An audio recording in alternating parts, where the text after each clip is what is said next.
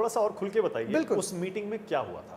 आप कह रहे हैं 50-50 जो सीट्स की मीटिंग बात में हुई थी, हुआ, परसेंट की, बिल्कुल क्या बात हुई थी? जो मीटिंग में हुआ वो तो जनता के सामने है, क्योंकि उसी के बाद प्रेस कॉन्फ्रेंस हुई और वहां भी ऐलान हुआ गया था। उसके बाद उद्धव साहब ने इसी हॉल के बाहर जब सारे लोग इकट्ठा आए थे उनको भी कहा कि जो है वो लोगों के सामने है।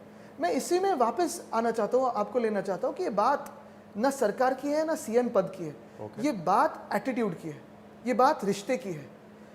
जो So you felt cheated? मई से लेके 2019 से लेके जब सरकार 303 की बनी, उनकी भाजपा की 303 आ गए, उसके बाद अक्टूबर तक जो बातें थी बिगड़ती गई और जो वादा उन्होंने किया था ना कोई वादा निभाया।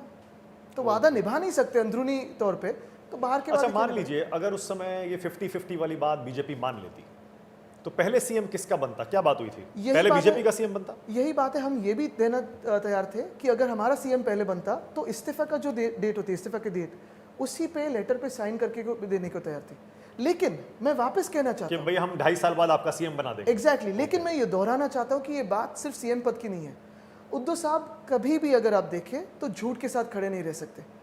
उनको दर्द इसी बात का हुआ कि हमने जिसका साथ 25 साल दिया, 2 बार विश्वास रखा, 2014 में उन्होंने विश्वासघात करके भी उनकी साथ हमने दी। अगर आप झूठ कह रहे हो तो हम उनके साथ नहीं रहेंगे, बाकी आप कुछ भी कहिए हम साथ आते थे। अगर ये फॉर्मूला इंप्लीमेंट हो जाता 50-50 वाला, क्या तब भी आपकी तरफ से उद्धव जी सीएम बनते? वो अभी अगर मगर की बातों में जाना, क्योंकि बाद में वही बने, वो पता नहीं, लेकिन मतलब आपने सोचा नहीं था उस टाइम। लेकिन ये है, मैं यही सोचना चाहता हूं कि अगर वो भी सरकार बन जाती और जो भाजपा का जो प्यार एक ही राज्य के प्रति है, देखो उस राज्य से हमारी कोई दुश्मनी नहीं है, गुजरात से कोई दुश्मनी नहीं है, लेकिन वेदांता फॉक्सकॉन महाराष्ट्र में 100% जो आने वाले थे, तळेगांव में आने वाले थे, उसे कहीं डोलेरा लेके गए, वो तो देश से ही निकल गए क्योंकि गुजरात में उन्होंने कहा जानबूझ के कर रहे थे ये, तो क्योंकि आपकी सरकार यहाँ पे आ गई। नहीं, अभी तो उनकी सरकार है, उनकी सरकार होते हुए भी सारे इंडस्ट्रीज वो वहां लेके गए। क्यों? उनसे पूछे क्या हमने क्या गलत किया महाराष्ट्र में भी चुनाव लड़ना है, वो ऐसा क्यों करेंगे? वही तो मैं कह रहा हूँ, क्यों करेंगे ऐसा? वही तो मैं कह रहा हूँ। आपने चलो 40 एमएलए सूरत लेके गए, वेदांता फॉक्सकॉन वहां लेके गए, एयरबस टाटा वहां लेके गए, बल्क ड्रग पार्क वहां लेके गए, मेडिकल डिवाइस पार्क वहां लेके गए, रिन्यूएबल एनर्जी पार्क वहां लेके गए। वर्ल्ड कप फाइनल आप भी जानते हो वानखेड़े में ही होनी चाहिए थी, वो भी वहां लेके गए। तो क्यों ऐसी बात? मतलब आप ये कह रहे हैं कि महाराष्ट्र के साथ गुजरात के समर्थन में भेदभाव? और देखिए, मेरा गुजरात से कोई झगड़ा नहीं है, यहाँ काफी जो सारे दोस्त हैं मेरे वो भी गुजराती है, लेकिन जो देश भर से यहाँ युवा युवती आती है जॉब्स का सपना लेके, वो कहाँ जाए फिर? क्या हमने गुनाह किया है महाराष्ट्र ने कि हमारा जीएसटी जो केंद्र सरकार ने हमें देना चाहिए वो परतावा आता नहीं है, वो वापस आता नहीं है? क्या हमने गुनाह किया है कि सारे के सारे जो बड़ी इंडस्ट्रीज है, बड़े हेडक्वार्टर्स है, यहाँ से लेके वहां जा रहे, क्या हम इस देश के हिस्सा नहीं है? मतलब आप ये कह रहे हैं इशारों में कि अगर बाला साहब होते तो वो भी आपके इस कदम का स्वागत करते, आपके समर्थन में खड़े रहते कि हमें बीजेपी के साथ नहीं जाना है, ये धोखेबाज पार्टी है। रिश्ता जो था वो उनका जग जाहिर था, जो हमारा भी है। अगर आपने देखा होगा, प्रणब मुखर्जी साहब जब प्रेसिडेंट बनने जा रहे थे तो तब वंदनीय हिंदू सम्राट बाला साहब ठाकरे ने ही उनको समर्थन दिया था। प्रतिभाताई पाटिल कांग्रेस की जब नेता राष्ट्र की अध्यक्ष बनने जा रही थी तो उनको समर्थन उन्होंने दिया था। काफी सारी बार ऐसे हुआ है कि देश के हित में उन्होंने समर्थन दिया है। कांग्रेस या एनसीपी या कोई भी पार्टी दुश्मन देश से तो है नहीं, हमारे ही देश से है। 75 साल हो लोकशाही में काम किया उन्होंने, लोकतंत्र में काम किया। और यही बात मैं कहना चाहता हूं कि जो झगड़े होते हैं वो आपसी झगड़े नहीं होते। अगर विचारधारा आपकी एक हो, कहीं ना कहीं आपको लगता है कि ये देश बचना चाहिए, लोकतंत्र बचना चाहिए, तो साथ में आना क्या गुनाह है? लोग स्वीकार कर लेंगे। भाजपा तो पीडीपी के साथ गई थी, कितने सारे अलायंसेस उन्होंने ऐसे किए हैं। आजकल तो सब हर पार्टी ने ऐसे अलायंस किए, और अभी आप तो किसी को सिंगल आउट और नहीं अभी कर सकते। तो बताइए, आम आदमी पार्टी, कांग्रेस, अभी तो जो लोग वो ले रहे हैं, यहाँ जो उन्होंने कहा था मिर्ची के पार्टनर है, दाऊद इब्राहिम के दोस्त है, उनको तो आज लेके बिठा दिया है गोदी में। नवाब मलिक, सारे लोग हैं, कितने सारे लोग हैं ऐसे जिन पे क्रिमिनल केसेस है।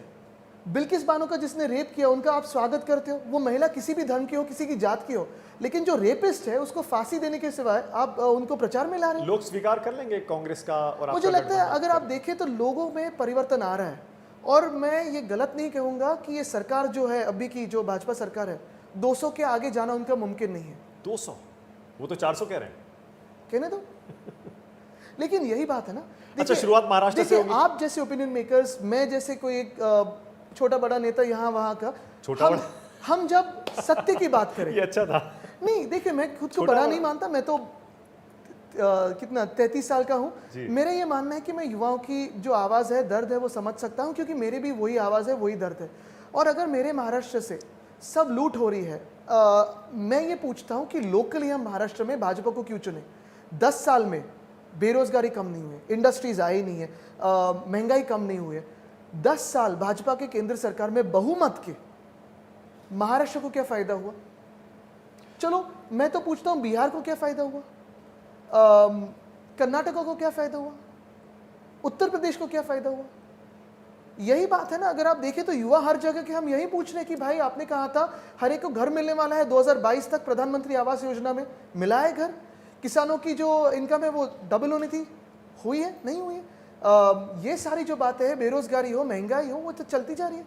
गैस, डीजल, पेट्रोल, जीडीपी बढ़ते जा रहा है। तो ये जीडीपी के बारे में जब बात करते हैं तो कौन सी पर जीडीपी? आप तो 10 साल का रिकॉर्ड बता रहे हैं ना मोदी जी का, जिसमें शुरू के 5 साल तो आप उनके साथ थे, 14 से 19 तक। बिल्कुल थे। क्या तब भी खराब काम हो रहा था या बाद में हुआ? बट जब भी हमें लगा कुछ गलत हो रहा है, हम झिझके नहीं, हमने बात कही है, सामने में लिखा है, हम आमतौर पे बात करते आए हैं, और इसी को तो लोकतंत्र कहते हैं, और ये हम पहली भी सरकार में करते आए हैं। जब बीजेपी ये कहती है कि ये हिंदू राष्ट्रवादी पार्टी थी, शिवसेना बीजेपी की तरह, और अब देखिए कार सेवकों पर गोली चलवाने वालों के साथ ये मंच शेयर करते हैं। लेफ्ट पार्टियां कहती हैं परमाणु हथियार खत्म कर देंगे। पद्मा अवार्ड किसने दिया? आप मुलायम सिंह की बात कर रहे हैं। तो उन्हीं के बारे में तो वो पूछ रहे ना हमें। तो यही बात है, कह रहे हैं हम कि वाजपेयी साहब की भाजपा जो थी वो अलग थी, और उनके साथ हमारा दिल का रिश्ता है। तो मतलब आप इस बार देखिए, अपनी आइडियोलॉजी के साथ आप भी कन्विंस होगे कि ये भाजपा और वो भाजपा में फर्क है। बिल्कुल है। बिल्कुल है। और मैं पुरानी यही भाजपा नई भाजपा में फर्क है। मैं यही कहता हूं इसमें कोई कि डाउट नहीं। जीतना अच्छा है। जीत की एक जीत का जो क्या बोलते हैं, फायर इन द बेली है, वो अच्छी है, लेकिन जीत के साथ कोएग्जिस्टेंस होना जरूरी है। खुद के जीत के साथ देश का भला होना जरूरी है, और यही बात हम कहना चाहते हैं। ओके, मतलब बाला साहब को लेकर जो आप पर हमला किया जाता है कि बाला साहब कांग्रेस विरोधी राजनीति करते रहे अपने पूरे करियर, पूरी जिंदगी, उनकी आत्मा रो रही होगी। मुझे लगता है जब इन्होंने देखती क्या जाना है इनको। अगर आपने देखा होगा, वो भी स्पष्ट, अगर उनके काफी सारे भाषण देखे तो वो यही कहते हैं जो देश हित में रहेगा उसके साथ हम रहेंगे, उसी के बारे में हम बात करते हैं। अच्छा, बीजेपी को भी अक्सर वो लपेट लेते थे कभी कभी, बहुत सारे मुद्दों पर उन्होंने बीजेपी का भी और विरोध किया। यही बीजेपी कभी ऐसे नहीं करती थी कि चलो आपको खत्म कर देंगे, क्योंकि जब वाजपेयी साहब की बीजेपी थी वो सबकी आवाज सुन लेती थी, और वही मिलीजुली सरकार की आज जरूरत है देश में। किसी भी पार्टी की हो, कोई भी राष्ट्रीय दल हो, मिलीजुली सरकार जरूरी है, क्योंकि अ स्ट्रॉन्गर नेशन अगर आपको चाहिए, कोई मजबूत देश चाहिए, तो मजबूर सरकार होना जरूरी है, जो मजबूर है किसानों की आवाज सुनने के लिए, जो मजबूर है महिलाओं की आवाज सुनने के लिए, जो मजबूर है युवाओं की आवाज सुनने के लिए।